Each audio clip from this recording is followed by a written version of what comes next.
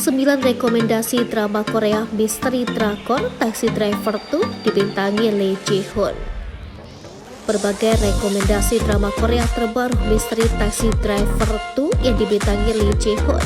Film drakor yang diperankan Lee Ji Hoon sebagai aktor utamanya, Taxi Driver 2 memiliki cerita menarik.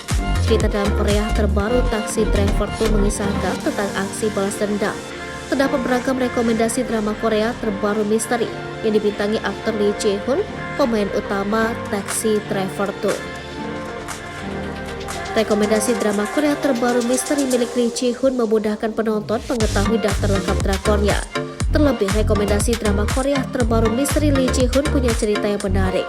Aktor tampan Lee Ji Hoon akan kembali memerankan drakor terbaru berjudul Taxi Driver 2. Drakor ini merupakan kelanjutan dari drakor Taxi Driver yang bercerita tentang aksi balas dendam. Drama milik Lee Ji Hoon ini rencananya akan tayang pada 17 Februari 2023 mendatang.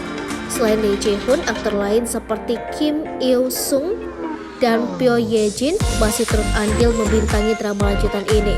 Juga diketahui Lee Ji Hoon aktif di beberapa drama populer lainnya. Berikut rekomendasi drakor dibintangi Lee Ji Hoon selain Taxi Driver 2.